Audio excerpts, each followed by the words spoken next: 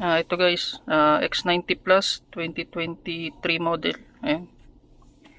Ang complaint nito, ayan, hindi gumagana yung AC switch niya. Ayan. Yung mga buttons na yan sa screen, wala, hindi nagre-response. Pati dito sa taas yan. Ano yan? Kada touch mo ng mga buttons na yan, magre-response. Pero ito, hindi. May problema kasi itong pinaka-screen niya. Yan yung papalitan natin, isang buo. Ang screen niya ng AC switch. Palitan natin yan. Naka steady off lang. Ayan, walang hangin na lumalabas sa mga vents ng AC. Ayan. Hindi natin ma-on. Ayan, wala talagang response. Comfort to guys. Comfort yung model na to. X90 Plus Comfort 1.6 liter. Tara, simulan na natin palitan to. Ito guys, ito lang yung dala kong tools. Itong flat screw, pati isang Phillips screw. At itong ating trim remover para dito sa mga plastic na to. Unahin natin matanggalin yung sa shifter nya, transmission shifter, itong mga cover na to sa gilid. Para maangat natin to, matanggal natin yung dalawang Phillips screw dito sa loob. At may matanggal natin tong AC switch nya. So let's go.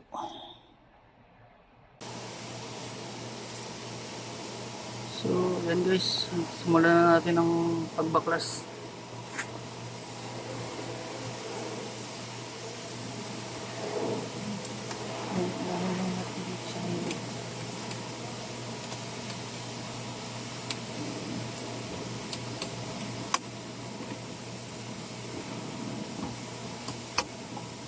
Hintayin nyo lang yung pagkangat.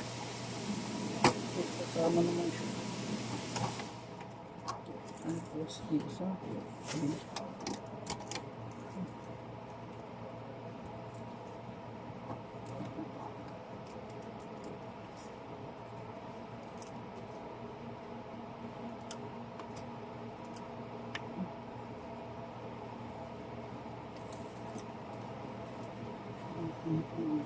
discuss na siya.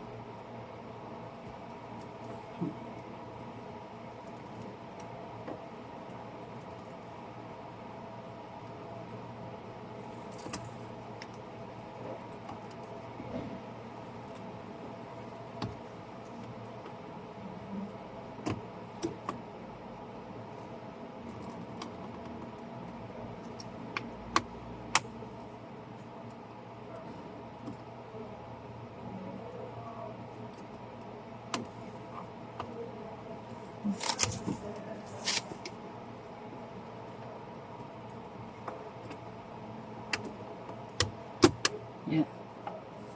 Ito lang dahan please.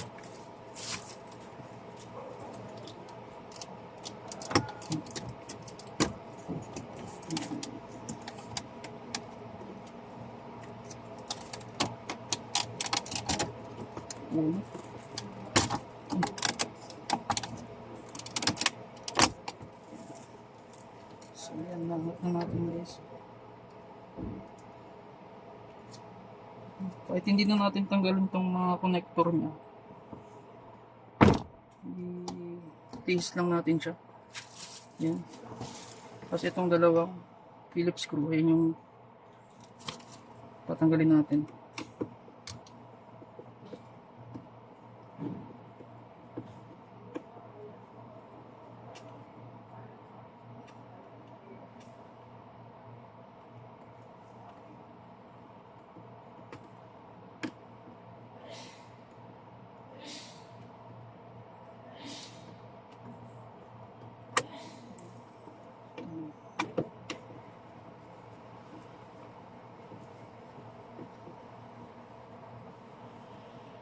So,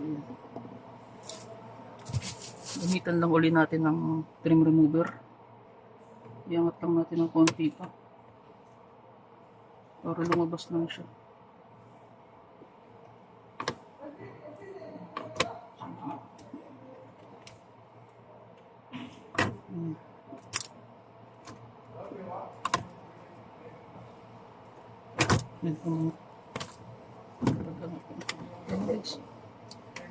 Isa lang naman connector nito. Yan, pubutin nyo lang.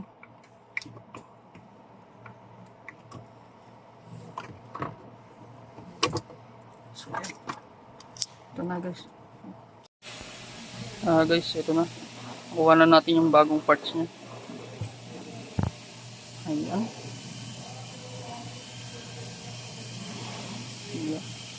Ayan, ikabit na natin to.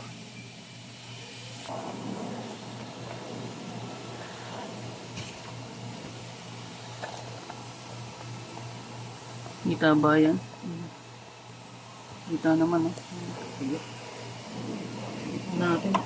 Vice versa ng pagkabit, guys. Balik nyo lang tong connector. Ayan. Okay.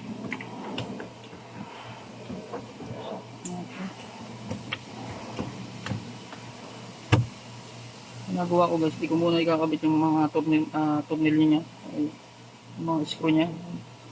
I-check muna natin kung gumagana yung bagong switch.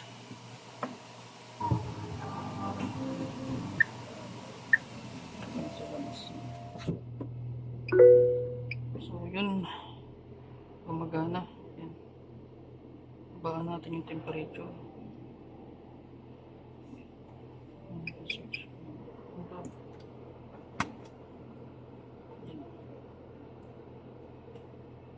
Gumagana yung mga buttons, guys.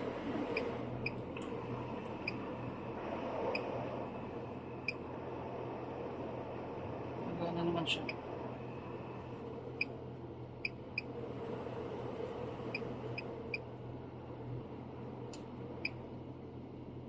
Itong replacement parts, guys, ayan, makikita nyo, dadagdagan yung mga buttons sa taas. Yan na ho yung binigay niyang parts. Hindi ho siya yung pang comfort. Hindi ko alam ba nagkaroon ng mga other option sa taas.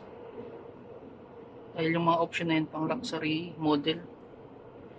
Pero yung ini-issue ng parts dito sa amin, ayan, ganyan. Halos same lang yung pang luxury at comfort na part number. Kaya kahit ibigay nila tong pang luxury sa comfort, walang problema. Pero yung ibang option na yan na nadagdag, hindi na ho yan, hindi ho yan gumagana kasi hindi naman to equip ng mga, ito yung ventilation ng seat ventilated, ayan, o ventilated seat, hindi naman siya equip niyan, kaya hindi natin mapapagana yan. Ayan lang naman yung nadagdag sa kanya, yung seat ventilation. Yan, okay. Pwede na natin i-off to, tapos balik na natin yung mga screw nya.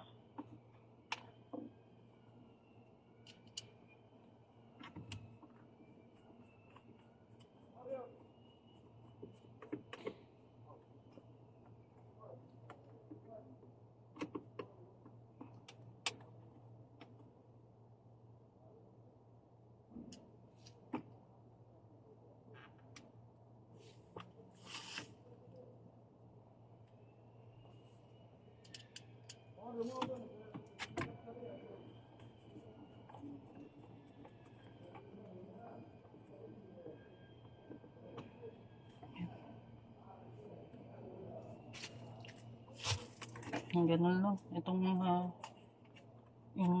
itong mga plastic na to. Yan. Push nyo lang yan. Pag narinig yun ang mag-lock yung mga tip nya, okay na yan. Yan. Yan.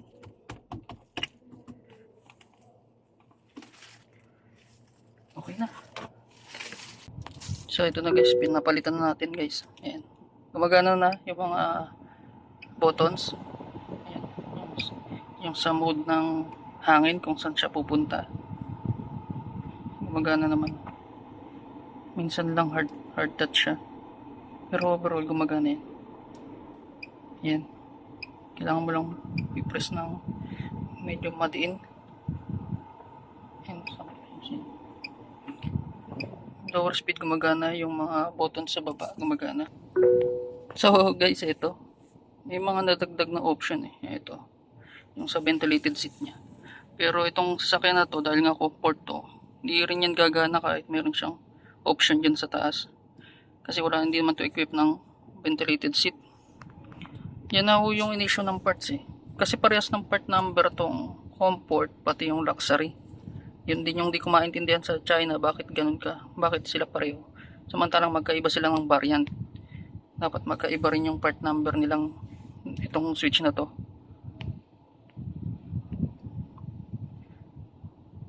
So yun lang guys, okay na, gumana na lang yung mga switch. Ayan, malamig na rin. Ayan. Gana na siya. So yun lang guys. Thank you for watching. Ito lang yung ating video ngayon.